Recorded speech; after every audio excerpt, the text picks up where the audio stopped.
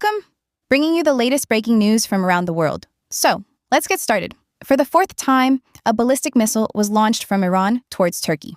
On March 30th, Turkey's defense ministry announced that they intercepted the missile fired from Iran. Notably, this is the fourth missile Turkey has faced since the conflict began recently. Amid rising tensions in the region, Turkey is also feeling somewhat at risk. It can be said that it's still ongoing. Previously, there were reports of missiles entering the country's airspace being intercepted. On March 30th, officials announced that one of the enemy's missiles was shot down. Ballistic missiles launched by Iran and detected entering Turkish airspace were reportedly neutralized by NATO air and missile defense forces stationed in the eastern Mediterranean, according to the ministry's statement.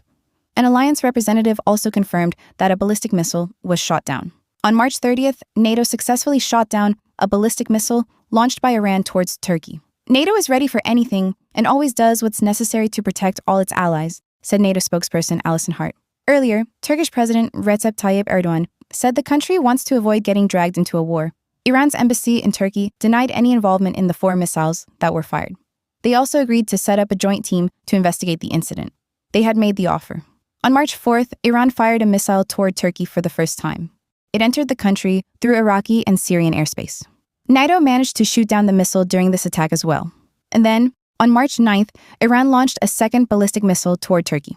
It was shot down as it entered Turkish airspace. The missile fragments fell near the city of Gaziantep. No casualties were reported. Turkey places great importance on good neighborly relations and stability in the region. He emphasized this and also warned against any provocative actions targeting the country. On March 13th, Iran fired a ballistic missile toward Turkey for the third time. NATO's air defense system shot it down again. Trump wants Arab countries to pay for the war expenses. This was announced by White House Press Secretary Caroline Lude. A journalist asked her about the likelihood of Arab countries covering the war costs. Saudi Arabia, I think the president wants them to. He's interested in encouraging the initiative. I don't want to jump to conclusions just yet, but I know there's an idea there, and you'll hear about it soon, Kieran Levitt said. According to him, Trump might reach out to Arab countries with the appropriate call. The White House press secretary also mentioned that talks with Iran are progressing well and emphasized that Tehran's public statements differ from what U.S. officials are hearing privately. Levitt said Iran's approach to Washington is behind closed doors. He said that all the statements made in that style should be verified. He also said the U.S. will hold Tehran accountable for the promises it made. On March 29, Ram claimed in a statement that the regime in Iran had changed because most of the top leaders were eliminated in U.S. and Israeli attacks. Trump said the regime in Iran has been overthrown. The first regime was destroyed and wiped out. They all died. He also said almost all of the next regime's members were killed. Right now, They said the third regime took control, and that the American negotiators were talking to a completely different group. Music Spain closed its airspace to U.S. planes involved in the war in Iran. This was announced on March 3rd by the country's defense minister, Margarita Robles.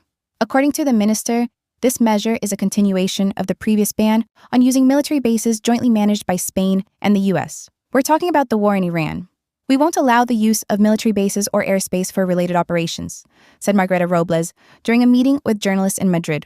Madrid is not only banning Washington from using Spanish bases for operations against Iran, but it has also closed its airspace to drones stationed in other countries. According to Spain's economy minister Carlos Querpen, this move reflects the Spanish government's position.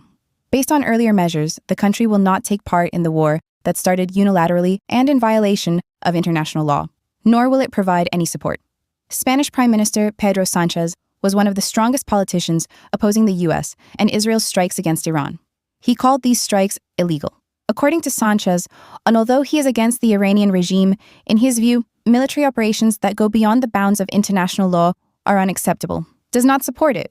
Pedro Sánchez strongly condemned the U.S. and Israel's attacks on Iran, calling them reckless and illegal actions. He said the ongoing conflict is costing Spain about 100 billion euros every month. Meanwhile, U.S. President Donald Trump threatened to completely cut off trade relations with Spain. The Israeli parliament passed a bill allowing the execution of Palestinian prisoners. Israel's public security minister, Itamar Ben-Gvir, is celebrating the passage of a law approved by the Israeli Knesset that introduces the death penalty for Palestinian prisoners by hanging. Critics are calling the new law discriminatory. Several European countries have warned that it undermines democratic principles. The new law was passed in the third and final reading at the Knesset with a vote of 62 to 48. Israeli Prime Minister Benjamin Netanyahu voted in support of it. According to the bill, the military court in Israel, Palestinians found guilty of committing terrorist acts will be executed by hanging within 90 days. In theory, the law could also apply to Jewish Israelis after the vote. But the opposition leader of the Democratic Party, Yair Golan, criticized the law, saying it would lead to international sanctions. He said the death penalty law for terrorists is just aimed at gaining more likes for Benter and is unnecessary. He added that it doesn't contribute in the slightest to Israel's security. He also said that approving the bill puts the lives of Palestinian prisoners in Israeli jails at risk and called on the international community to protect the prisoners. Called for support. Keep following the biggest world news on the river.